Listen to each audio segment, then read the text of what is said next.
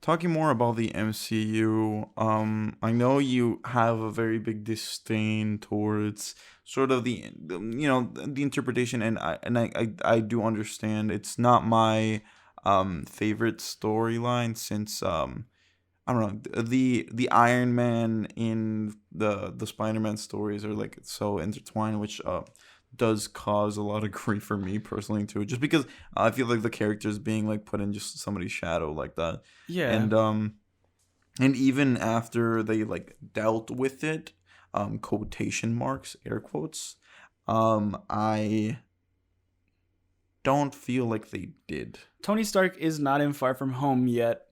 He kind of is, Yeah, it was like a weird thing where they're like, oh, he's over it, but but not is he really. though? Is But, he? like, is he? But one of the biggest defenses that people have for the Tony Peter relationship in the MCU is they'll say, "No, but actually," and it's true. If you think about it, in Homecoming, Tony in the MCU movies, Tony doesn't really teach Peter anything.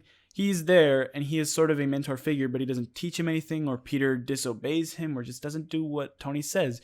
However, like, Peter should not be someone's sidekick that people praise for being more independent. He should just already be an independent hero. Yeah, I mean, he was doing hero work before that, and now Exactly. he is definitely at a larger scale. But this goes back to sort of how the modern day interpretation of Spider-Man is Miles Morales, because this story feels a lot more like a Miles Morales story than it does a Peter Parker story, just Yes. because Miles Morales had to fight for his right to be considered a hero, Yeah, and to be like, considered like, like I am Spider-Man too. I am not in the shadow of the original one. I am Spider-Man, and I came here, and like he fights the fight to be respected, yeah, to be and pretty put much there. every Miles Morales story you read, villains will be like, "Huh, what are you, some kind of Spider-Man Junior?" He's like, "No, I'm also Spider-Man."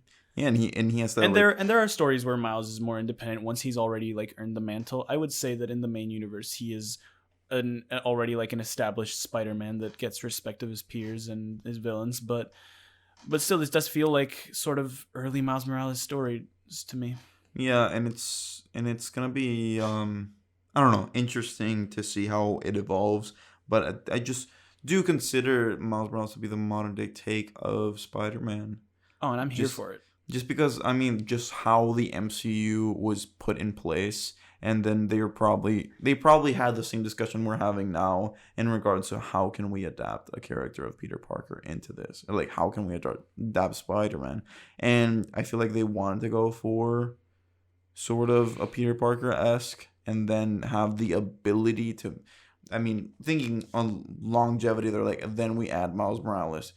But I don't think they realize how similar those two stories that they put in place were. Yeah, it's gonna be weird when I say when because it's gonna I happen. mean, it's gonna happen. It's already a When multi-billion-dollar industry. They got the money to do whatever they want, and and I Aaron mean, Davis did show up in Homecoming, so Miles is a given. yeah, and yeah, played by Childish Gambino, which is like, or Donnie Glover, which, like, I mean, everybody wanted him to play Miles Morales at one point, Yeah, like an older version, I guess. No, I don't know. I feel like he would have been a good it would have been great. He Miles was Morales. No, Miles he's, in Ultimate, right? and I feel like it was kind of cool they made him the Yeah, Prowler. that That was was dope.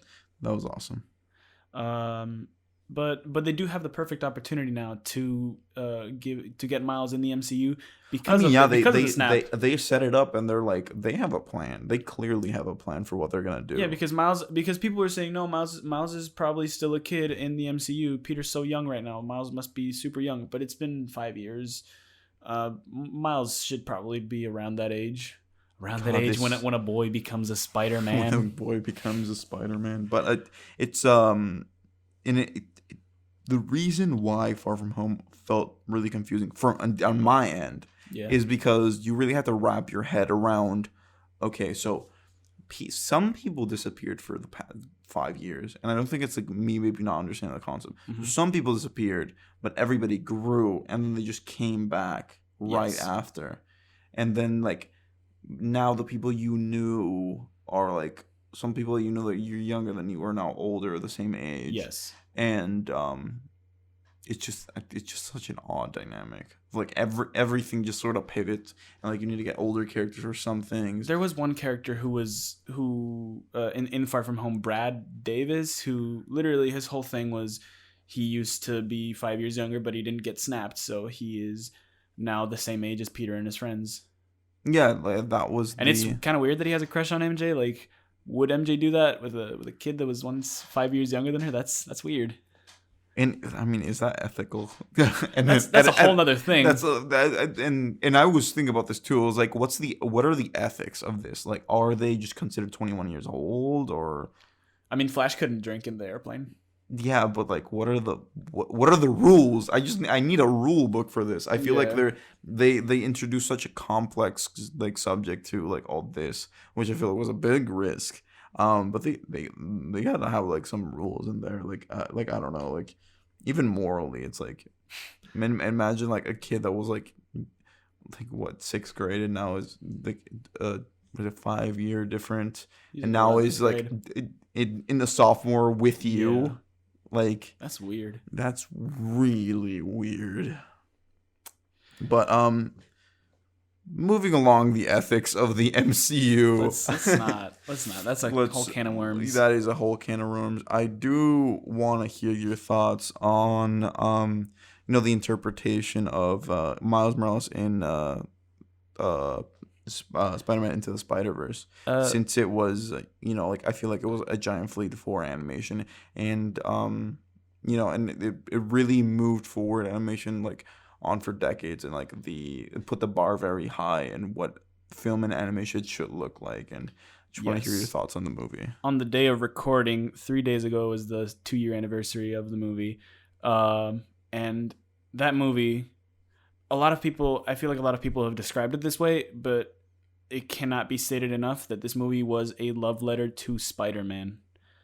From the representation of Peter Parker and then Peter B. Parker, to just exploring what it means to be Spider-Man, and not Peter Parker, Spider-Man. This movie is not only gorgeous, it sets up a nice story for Miles. I love the story of Miles in this movie, and I love this line that was not included in the actual movie but was played in all the trailers, and it is in one of the deleted scenes where Peter B. Parker is telling Miles asks like how he can be Spider-Man, how he can be like him, but Peter says, "Don't do it like me, do it like you. What makes you different is what makes you Spider-Man." And I love the message of anyone can wear the mask, because what happened to Peter Parker is a completely random event. And yes, Peter Parker did use his powers responsibly. He does use his powers to save other people. But I love that this movie makes the statement, if anyone has the capacity to do that, if the spider bit you, could someone turn evil after getting that spider bite? Yes, but everyone has the capacity to do that good. You don't have to get bitten by a spider to be a hero. Yeah, and I feel like this movie really, put forward the character of Miles Morales, and it was definitely my favorite interpretation of the character. I mean, yes. I read practically almost everything in Ultimate, at least that came out. Like the originals that came out until a couple of years ago, it was pretty well read. And even that, I much prefer this, the audiovisual representation that they have here, just because they speak a lot more towards the fact of, like being the morality aspect of like, if you have the ability to do good, will you? And are you going to go forward with this?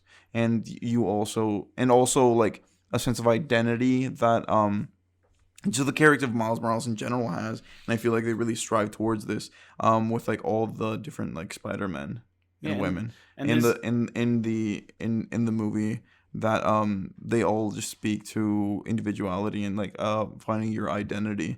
And especially like it is a very I feel like it's the best coming of age Spider-Man movie that there is. I was about to say it is a coming of age story, and I love it.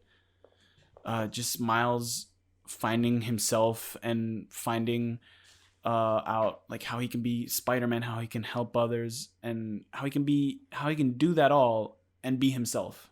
Yeah, absolutely. Like I definitely agree. All right. I guess that we are good for time. So, is there something that you want to plug right now? No, not really. I don't want people on my social media. You can plug your Spider-Man Twitter. No, do not, no. Sergio is on Spider-Man Twitter though. Yes, I am. Don't go in there. Also, like I'll add him. No, don't at me. This someone in the Spider-Man Twitter will find this. They will hate it, and I don't want them knowing that this was me. It. Film for thought. Damn. No, they'll hate my takes, dude. Oh, your it's takes. like there's so many just. All right, it's a war against Raimi shills, Mark Webb shills, and MCU stands. It's bad. It's bad. I can only imagine. The one thing we can agree on is that the one thing that all of Spider-Man Twitter can agree on, and even then some people don't, is that Spider-Verse is the best. That's good. At least, you know. I mean, there's definitely always gonna be room for people debating, but yes, I do agree with that. All right. Well, thank you for everybody that joined us on this episode. Don't forget to follow us on Instagram at the Film for Thought Show and on Twitter. And also, if you're listening to us on Spotify or any other streaming services, remember that we have a YouTube page. So, yeah, thank you so much for listening, and I'll see you guys next time.